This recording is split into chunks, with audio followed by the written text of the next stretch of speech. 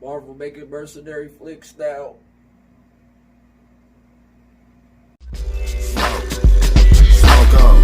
It's probably only chronic that I Smoke on. Smoke on. smoking on chronic Smoke on. I want to welcome y'all to another episode of Cannabis Critics. I am Simply Gino Green. And I'm Ron Kilo. And this is another episode of Cannabis Critics. Movie Reviews. For Potheads. The strand of today is...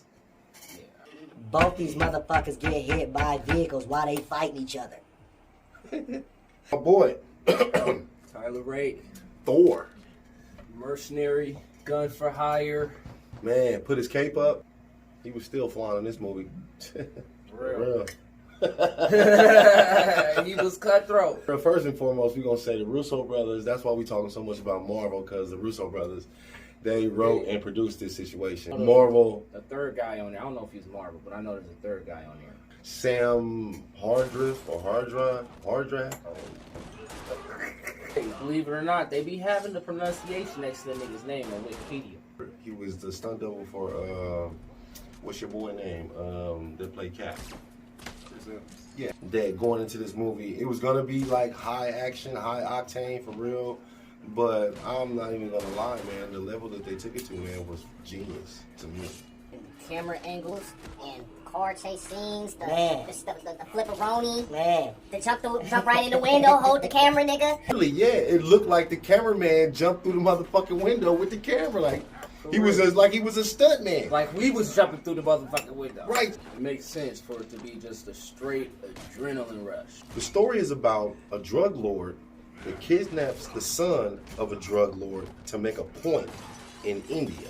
Thor is a mercenary hired to get the son back from the drug lord.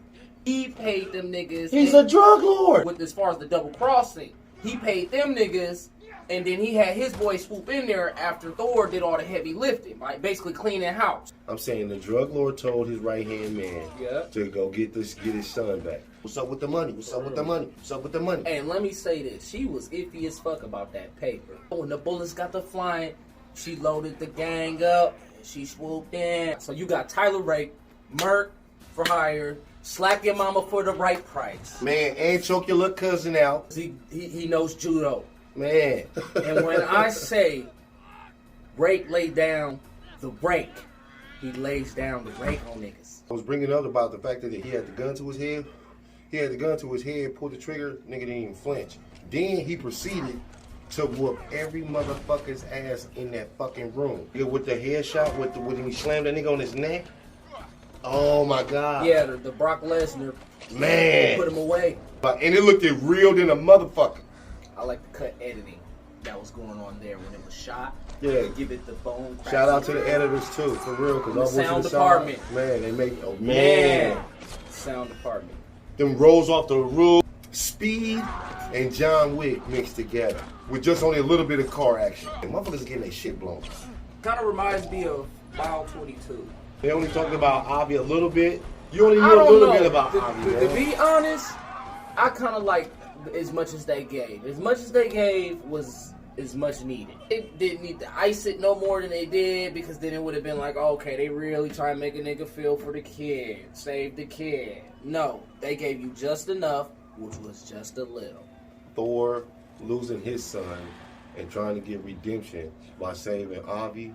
His whole purpose was to redeem himself. He lost his son when he was 6. It was nothing he could do about it. He couldn't even save. As strong and as smart as he was and as capable as he was of killing motherfuckers and extracting motherfuckers and saving people, he couldn't even save his own son. I like the fact that they gave him and Thor a whole little scene with each other and everything, for real. That was a cool little section right there. And all bullshit aside, was a tearjerker. Because, I mean, for real, Thor really played that part. I mean, you didn't even talk about the highlight of it a little bit. The nigga caught a body. They got a movie coming out, Black Widow, later on this year, hopefully. And in that movie, there's a character in there that's called the Red Guardian.